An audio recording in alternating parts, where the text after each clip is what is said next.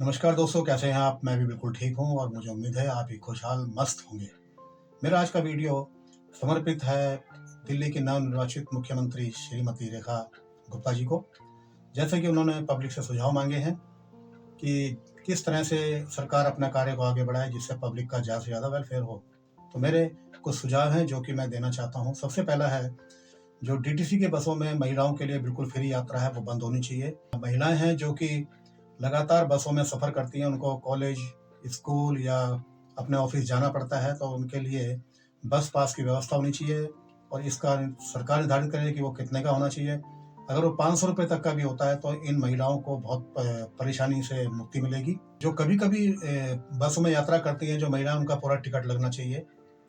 इससे बसों में भीड़ काफ़ी कम हो जाएगी। दूसरा, जो डीटीसी बसों की कुछ आमदनी भी बढ़ेगी।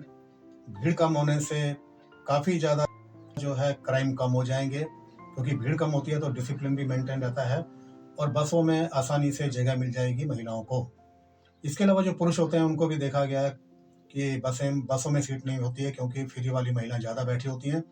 तो अगर ये फ्री वाली शिप जो राइडरशिप है बंद हो जाती है तो इससे जो पुरुष हैं उनके लिए भी थोड़ा सा आसान हो जाएगा इन बसों में ट्रैवलिंग करना। इसके बहुत सारे फायदे हैं। अगर सरकार फ्री करना चाहती है, जो दिल्ली के सीनियर सिटीजन हैं, चाहे वो पुरुष हैं चाहे महिलाएं हैं, उनके लिए बिल्कुल फ्री किया जा सकता है। जो सीनियर सिटीजन होते हैं वो घरों से बिना काम के निकलते नहीं हैं और बड़ी ही दिक्कतों में उनका जीवन बुढ़ापा चलता है। तो मेरी ये जो सरकार से विनती है कि इस पर गौर किया जाए।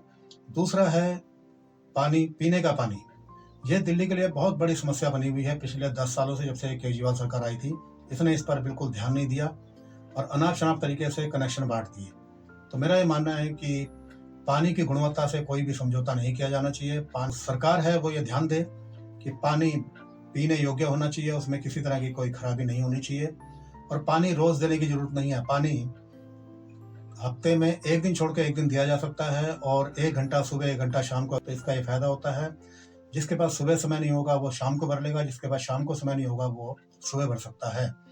इसके अलावा मेरा एक सुझाव है कि पानी का फोर्स बढ़ाने की जरूरत है दिल्ली में, क्योंकि हमने देखा है कि हर घर में जब पानी आता है तो लोग मोटर चला देते हैं और पानी का फोर्स कम होने की वजह से हर घर में मोटर चलती है। अगर सरकार कुछ ऐसा करे कि वाटर की जो टंकियां होती है जो बहुत ऊंची ऊंची होती है, अगर सरकार उनको बनवा दे, प्रेशर बहुत तेजी से आएगा और वो 2-3 मील तक चढ़ जाएगा।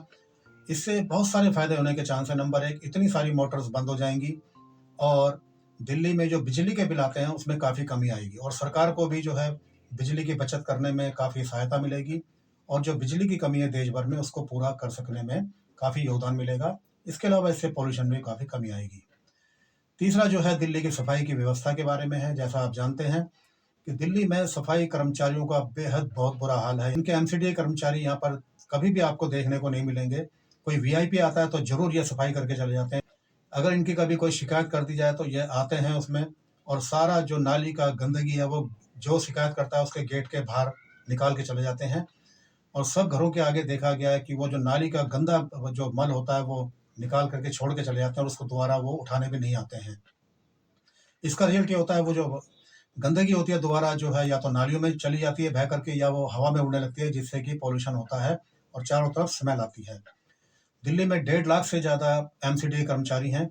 यदि ये सभी काम करने लग जाएं तो मेरा दावा है कि दिल्ली में एक कागज का टुकड़ा भी आपको कहीं नजर नहीं आएगा और दिल्ली एकदम से चमक जाएगी।